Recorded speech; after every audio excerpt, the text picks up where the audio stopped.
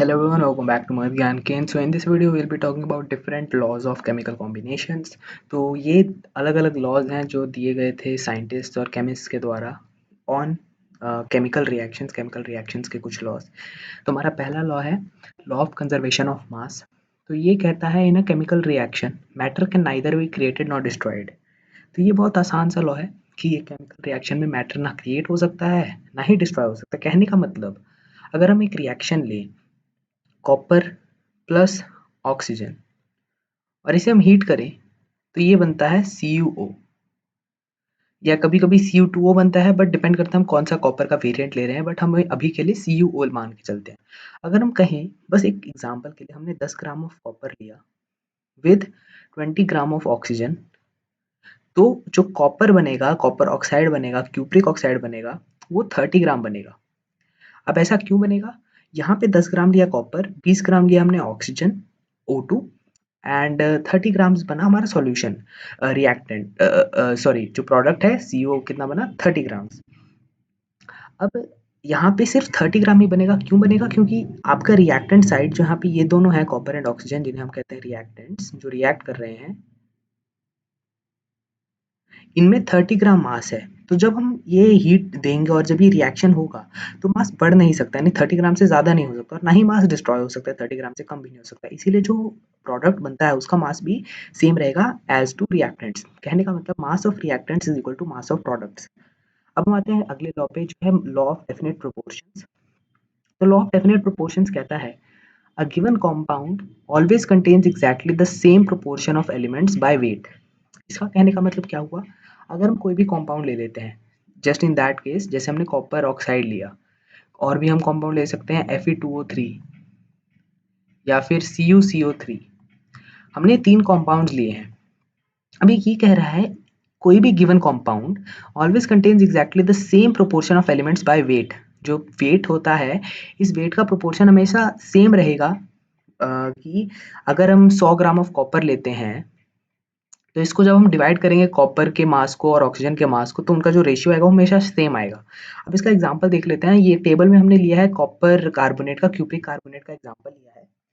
तो हमने दो एग्जांपल लिए हैं, एक नेचुरल सैंपल है क्यूप्रिक कार्बोनेट CuCO3 का, और एक है सिंथेटिक सैंपल, ये CuCO3 का है. एक नेचुरल सैंपल, एक सिंथेटिक सैंपल. तो नेचुरल सैंपल में जो क्यूप्रिक कार्बोनेट है उसमें 51.35% जो है कॉपर है, 9.74% कार्बन है और 38.91% ऑक्सीजन है. ये किसके बराबर है? मतलब ये किस बेसिस पे है? By weight. वेट के हिसाब से 51%, लगभग 51% वेट किसका है? कॉपर का है. 9% वेट कार्बन का है, 38% वेट ऑक्सीजन का है, as per the basis of weight in proportions. Same जाता है सिंथेटिक सैंपल में भी, आप देखिएगा तो सेम ही है, 51.35, 9.74, 38.91 of copper, carbon and oxygen respectively. मतलब हमने नेचुरल लिया या हमने सिंथेटिक जो हमने लैबोरेटरी में बनाया, दोनों में जो परसेंटेज आ रहा है, रेशियो आ रहा है on the basis of weight, वो इक्वल है. तो यही है लॉ ऑफ डेफिनेट प्रोपोर्शन. अब आ जाते हैं तीसरे पे, लॉ ऑफ मल्टीपल प्रोपोर्शन. अब ये क्या चीज़ है? तो अब लॉ ऑफ मल्टीपल प्रोपोर्शन देखें तो ये कहता है इफ टू एलिमेंट्स, अगर हम कोई भी दो एलिमेंट्स लें और वो कंबाइन कर सकते हैं to form more than one compound, वही दो एलिमेंट्स दो कंपाउंड्स या दो कंपाउंड से ज़्यादा बना सकते हैं, तो जो मासेस होता है, मास है, अलग अलग मास है एक एलिमेंट का, जो कंबाइन करता है दूसरे एलिमेंट के फिक्स्ड मास से, तो जो पहला एलिमेंट है उसका जो मास का रेशियो आएगा वो स्मॉल होल नंबर्स में आएगा. तो अभी ये कंफ्यूजिंग लगेगा कि ये क्या चीज़ है.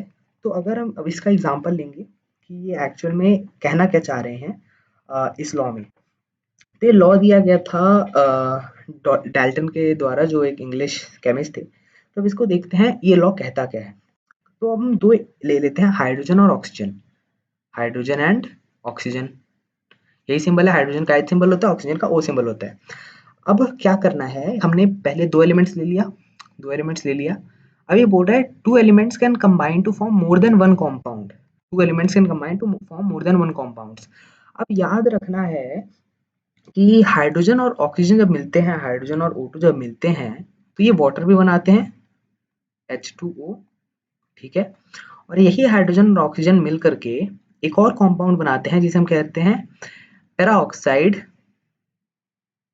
H2O2.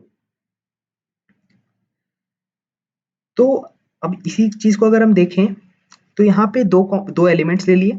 अगर हम वापस अब हमारे लॉ पे आए, लॉ ऑफ मल्टीपल प्रोपोर्शंस पे, तो यहाँ पे आपके पास क्या दिया है, टू एलिमेंट्स। हमने क्या क्या लिया, हाइड्रोजन एंड ऑक्सीजन।